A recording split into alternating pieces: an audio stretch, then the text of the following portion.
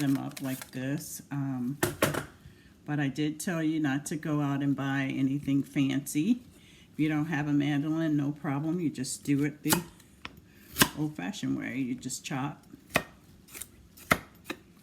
And we're going to cook these down anyway. So I would just advise that you cut them evenly so that they'll cook evenly. So here is the and sliced up.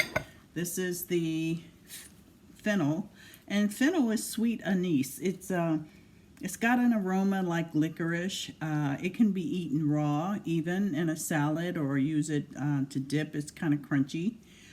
I just love soups. They're so comforting and warm and nutritious. So anyway, so just pretty much slicing them and then dicing them until I finish doing all of this, but this is about the size. And I'm using half. If you want to use the whole butternut squash, if it's a smaller one, that's fine. Okay, so there's some olive oil in the pan, like these sauté.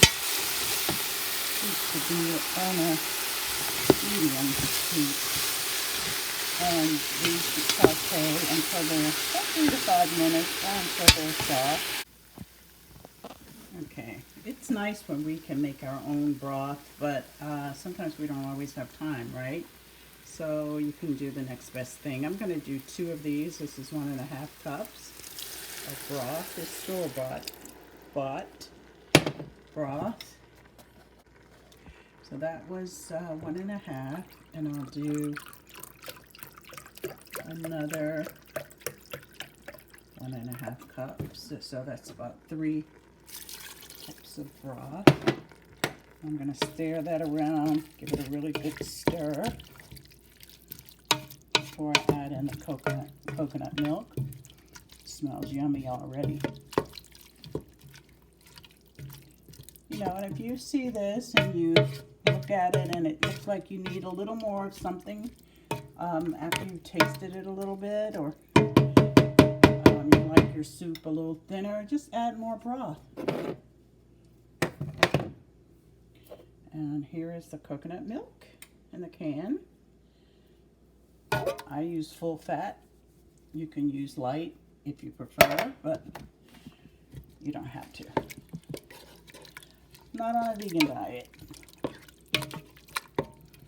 So I'm going to let that cook and simmer a bit.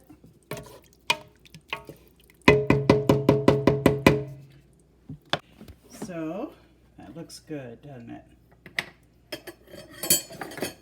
So we're going to add in a pinch of pepper.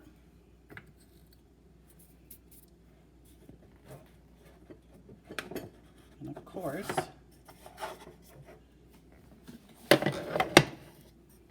salt. Smoked sea salt.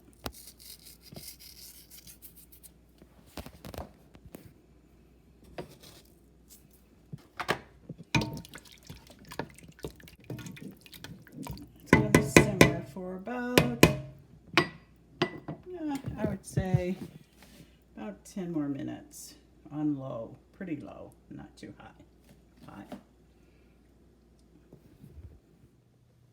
Okay, so it's been simmering. Well, I'm going to cover it and bring it to a boil, and then that should be for another 10 minutes.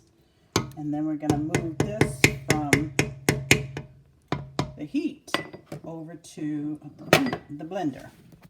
So I think this is ready. Oops. Do you have little mishaps like that in your kitchen? I bet you do.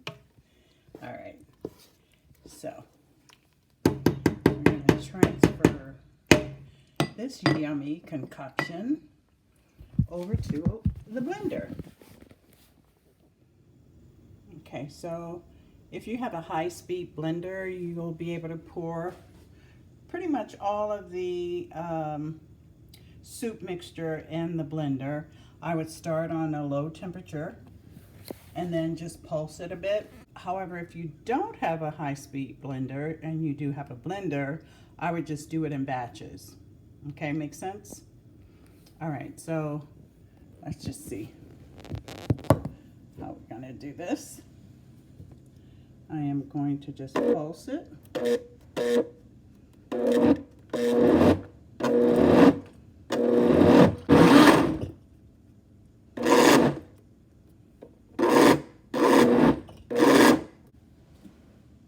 Okay, I like a little bit of chunkiness in mine, so, but you can blend it up even smoother if you'd like. That's such a pretty color.